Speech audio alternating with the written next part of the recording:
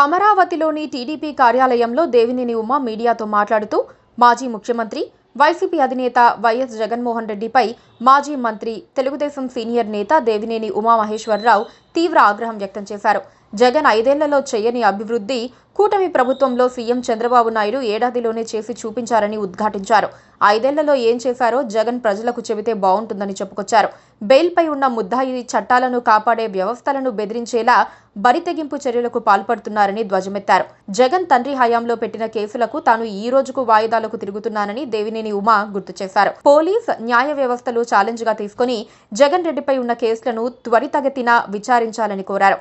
అసెంబ్లీకి రాలేని పిరికి వ్యక్తి జగన్ రెడ్డి, నీలాంటి వారు ప్రతిపక్షానికి కూడా పనికిరారని విమర్శించారు. ప్రజాస్వామ్యమన్నా కోర్టులన్నా జగన్ రెడ్డికి లెక్క లేకుండా పోయిందని మండిపడ్డారు.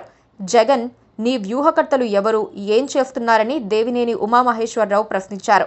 ఒక్క ఛాన్స్ అని ఏపీని జగన్ రెడ్డి చాలా నష్టపరిచారని, మళ్లీ సింగయ్య శవంతో కుయుక్తులకు పాల్పడుతున్నారని ఫైర్ అయ్యారు. మళ్లీ జగన్ రెడ్డిని ముఖ్యమంత్రిగా చేయాలని వైసీపీ నేతలు ఏపీలో కుట్రలు చేస్తున్నారని ఆరోపించారు. ప్రజలు వైసీపీని 11 సీట్లకు పరిమితం చేసినా ఫ్యాన్ పార్టీ నేతల బుద్ధి మారటం లేదని దుయ్యబట్టారు. ఏపీని ఏం చేద్దామనుకుంటున్నారు?